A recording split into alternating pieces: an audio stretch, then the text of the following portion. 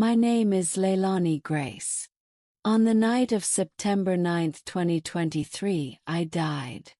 I had no way of knowing what was about to happen that evening. It started like any ordinary Friday. I was driving home from a worship night at my friend's church in downtown San Diego. The air was still warm from the September sun, and I remember feeling thankful. I just finished leading worship for a small youth group gathering, and for the first time in a long time, I felt like I had finally surrendered everything to God. Or at least that's what I thought. But somewhere around midnight, just as I was turning off the I-5 onto the ramp that would take me home, a truck ran a red light. I didn't even see it coming. One moment I was singing softly to a Bethel song playing in the background. "Holy Spirit, you are welcome here." And the next, I heard the sound of metal twisting, glass exploding, and my lungs struggling to hold breath. Time folded in on itself. Everything turned white. Didn't feel like falling asleep. It felt like being peeled away, like the veil between body and soul was being unzipped. I remember looking down and seeing myself still buckled in the driver's seat, bloody and still. Medics rushed in. A paramedic yelled something I couldn't understand. I was floating above them, confused, yet somehow peaceful. Then I saw the light. But this wasn't some generic tunnel. No, it was alive.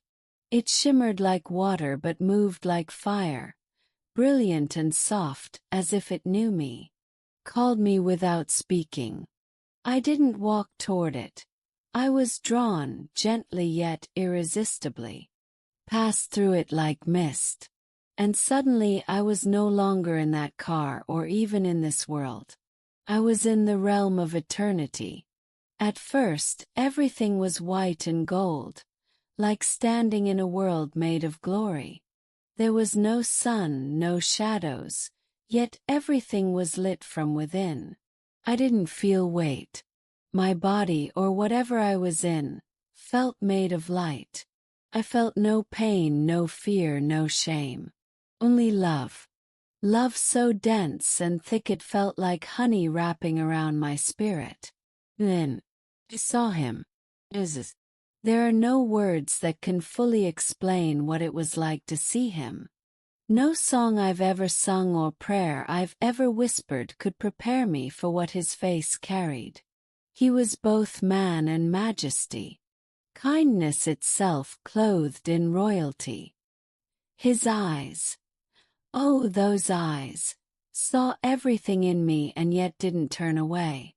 I knew in that instant he had seen every sin, every compromise, every moment I tried to act like a good Christian, while secretly drowning in anxiety, performance, and spiritual confusion. He knew it all, and yet he smiled. Not a smile of amusement, but a smile of invitation. He didn't ask me how I died. He didn't show me flashes of my life like some highlight reel. Instead, he asked me a single question. Do you want the power of my spirit? The question caught me off guard. I thought I already had the Holy Spirit. I was baptized. I prayed in tongues sometimes. I led worship. I told others about Jesus. Wasn't that enough? But Jesus didn't ask with accusation. He asked with promise. As if he was offering me something I had never truly touched. Something far deeper than emotion or theology. It was as though he was holding out a gift. A key. I couldn't speak, but he heard my answer in my heart. Yes, Lord. I want it. His smile deepened. He stepped closer and placed his hand over what felt like my chest. I felt warmth enter me. Not physical warmth, but soul warmth. And then he whispered the prayer. Prayer. The one prayer to receive the Holy Spirit's power. He didn't say it like a chant or a ritual. He said it like he was handing me the heartbeat of heaven itself. Holy Spirit, come. Take full control. Fill me with your gifts. Empower me to manifest your presence. As he spoke, each word didn't just enter my ears. They pierced into me like fire and wind. My spirit trembled. And suddenly, I was standing in what looked like a river made of light. Waves of presence washed over me, and I felt reborn. Not like when I got saved at age 14. This was deeper, more alive. Like my entire being was now a vessel of heaven. I began to weep. Not because I was sad, but because something old had died in me. Some part of me that had always tried to earn love. That part had finally been silenced. The Holy Spirit wasn't just a dove or a concept anymore. He was a person. A mighty, beautiful, burning person. And he had entered me like a rushing flood. Jesus stood beside me watching, smiling. He didn't need to say anything else. His silence was pregnant with power. Then he nodded gently and said, "Go back." "No," I wanted to say. "Please let me stay here." But his gaze grew firm, though never unkind. There are many who have never met the Holy Spirit as a person. They need this prayer. You must go. And with that, everything blurred. I fell backward through what felt like light and thunder, until I slammed back into a cold, aching body, my own. Gasp. Nurses shouted. Someone screamed, "She's back." But all I could think of were those 4 phrases. That one prayer. The flood I had just lived in. Holy Spirit, come. Take full control. Fill me with your gifts. Empower me to manifest your presence. Waking up was harder than dying. Not because of the pain, though my body felt like it had been dropped from the sky and pieced together with needles, but because of the separation. For the first few moments after my return, I felt like I was suffocating under the weight of this world. The hospital lights were harsh. The air felt heavy. Every beep and shuffle of the nurses around me was a brutal reminder that I was no longer in the presence of pure, holy love.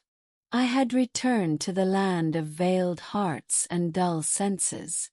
But the prayer, it was still burning inside me. As they hooked machines to my arms and checked my oxygen, I kept whispering it under my breath. I didn't care if they thought I was delusional from trauma. The memory of Jesus's voice speaking those words was more real than the tubes in my nose. Holy Spirit, come. Take full control. Fill me with your gifts. Empower me to manifest your presence. A nurse leaned in and said, "Sweetheart, do you know where you are?" I nodded slowly. "Earth." She laughed lightly, thinking I was trying to be cute. But I wasn't joking. I had just come from a place that made this world look like a faded photograph. Everything here felt muted. When my parents arrived at the hospital later that night, they wept. My mom held my hand and thanked God over and over again. My dad, who rarely cried, kissed my forehead and told me he thought he lost me. But I wasn't concerned about the accident anymore. I barely even wanted to talk about it. All I could think about was the weight of what Jesus had shown me, the prayer, yes, but also the assignment. That weekend, I asked the nurse if I could have a notebook. I couldn't hold a pen for long. My hands were too shaky. But I started journaling in short, messy sentences what I remembered from the moment of death to the moment I woke up. It was like trying to bottle light in a jar, but I had to try. I couldn't lose the clarity he gave me. One night, while I was alone in the hospital room, I felt it. The Holy Spirit. He came. I wasn't even praying at the time. I was just lying there, listening to the hum of the 4 machine. But suddenly the atmosphere shifted. It felt like a soft wind entered the room, though the windows were closed. The air thickened, not in a physical sense, but in glory.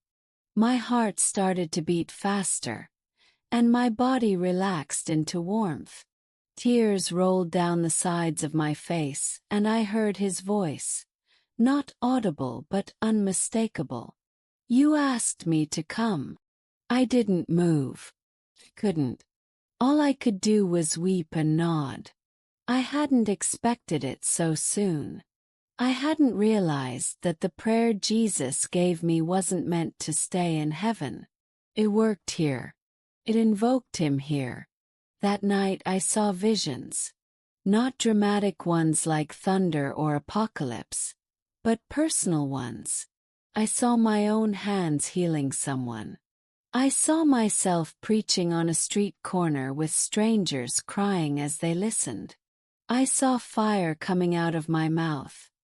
Not to destroy, but to purify. I saw children laying hands on each other, speaking in tongues, and demons running in fear. It was like God had unrolled a scroll of my calling, and the Holy Spirit stood beside me saying, "This is why I'm here." The next morning, I begged my doctor to let me discharge early. He was reluctant, but the tests were looking good, and I was recovering unusually fast. I knew why. I told him I had an urgent spiritual mission. He raised an eyebrow but eventually relented. The first thing I did when I got home was lock myself in my room and pray that prayer again, not because I doubted, but because I wanted more. I wanted every part of me to belong to the Holy Spirit. I realized then how much of my life I had spent in partial surrender. I had invited God into my services, my music, my friendships, but not always my attitudes, my dreams, or my desires. I'd sung about him, but I hadn't fully yielded. Holy Spirit, come. Take full control. Fill me with your gifts. Empower me to manifest your presence. That day marked the beginning of a second kind of transformation. Before the accident, I was a church girl. After the accident, I was a messenger. People noticed the difference immediately. My pastor called me a week later and said, "I don't know what happened to you, but you're carrying something now." I was invited to speak at our youth group, just for 10 minutes. But when I started sharing what I had experienced, the room went silent. Then kids began to cry. One fell to his knees. Another ran outside to pray alone. The hunger was already there. They just didn't know what they were hungry for. After the service, a girl came up to me and whispered, "I want him. I want what you saw." I told her, "You don't need to die to get it. You just need to pray." I taught her the prayer. I watched her say it with trembling lips and tears in her eyes. As soon as she finished, she collapsed to her knees. I don't know what she saw, but when she stood up, she said, "He touched me." More and more people started asking for the prayer. I made cards with it and handed them out at my school.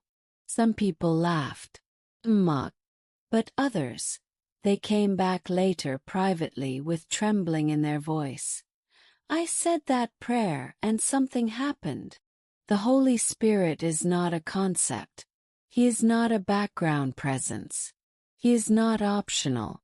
He is a person and he is power. But that power only flows through surrender. That's what I didn't understand before. You can't pray for the Holy Spirit's power and hold back your bitterness. You can't ask for His presence and still chase validation from Instagram likes. He only comes when He is wanted more than comfort, more than ego, more than reputation. I had to die to learn that. But now I get to live to teach it. I began to realize that the prayer Jesus gave me wasn't just for a personal encounter. It was a weapon. Commission. And each time I spoke it, something shifted in the atmosphere around me. It wasn't just about feeling good or getting spiritual goosebumps. It was about authority. Real, raw authority in the spiritual realm. I remember the first time I truly saw it in action. I was visiting my cousin, Jasmine, who had been battling crippling anxiety for years. She had tried therapy, meds, essential oils, you name it. But nothing stuck.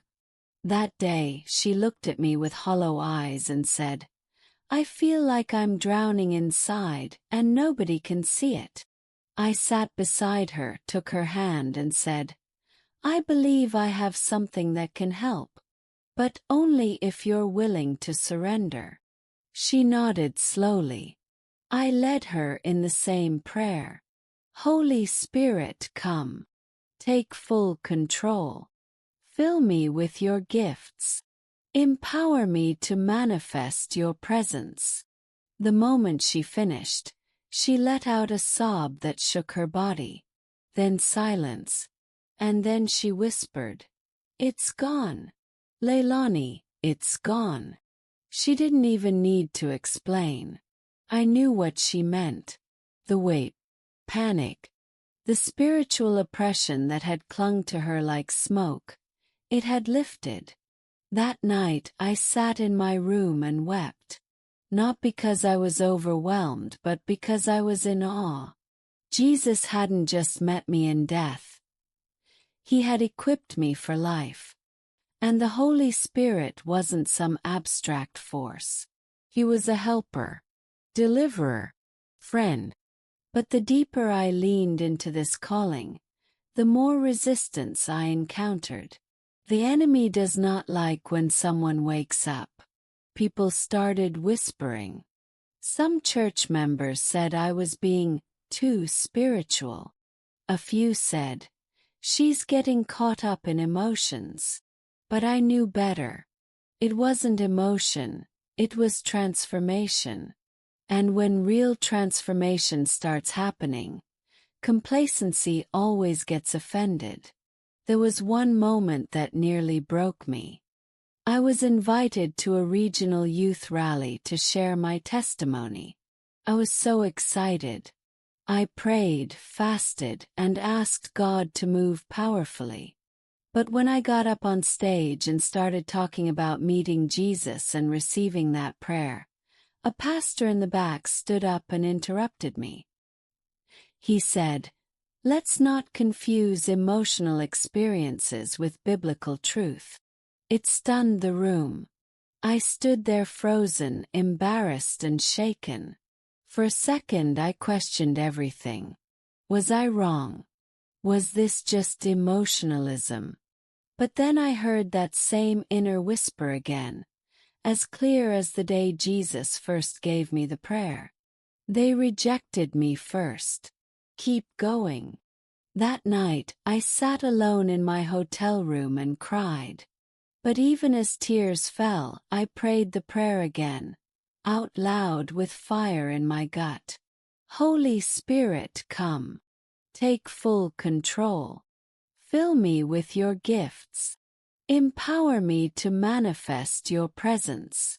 He came. He always came. That night, I dreamed of fire falling over cities. I saw young people casting out demons. I saw revival, not just in churches but in schools, parks, homes. And in the center of it all was a simple prayer, a whispered invitation, and the Holy Spirit flooding in like wind through an open door. From that moment on, I stopped apologizing. The next time I spoke at a youth group, I opened with this. I didn't come here to impress you. I came here because Jesus gave me a prayer that opens heaven. And if you want Him, not just religion, not just good vibes, but the actual Spirit of the living God, then pray with me. More than half the room stood up. Many cried. Some fell to the ground as the Spirit overwhelmed them. One boy started shouting in tongues, even though he'd never heard of it before.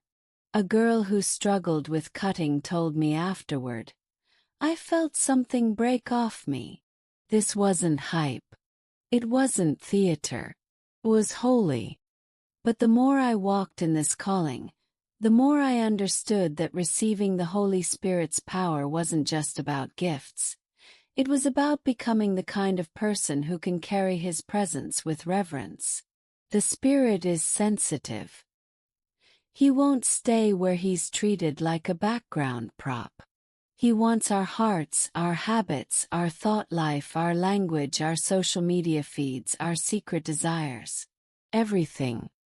And if we don't give Him everything, He doesn't force His way in. That's why so many believers live powerless lives. They want the benefits of the Spirit without the surrender. Jesus didn't die to create fans. He died to create hosts, vessels who would carry His Spirit boldly into the darkest corners of the world. And I was one of them. Every morning now, before I touch my phone, before I check the weather, before I speak to anyone else, I speak to Him first. I speak the prayer He gave me when I died. Holy Spirit, come. Take full control. Fill me with your gifts. Empower me to manifest your presence. And every morning something new is birthed. I no longer fear what I used to. I no longer chase what I used to. I no longer live how I used to. Because the Holy Spirit doesn't just fill space. He transforms it. He turns timid girls into warriors. He turns broken hearts into battle-ready vessels. He turns rooms into revival tents. He did it in me. And He wants to do it in you. It's hard to explain how deeply a single prayer can change someone unless you've walked through fire with it.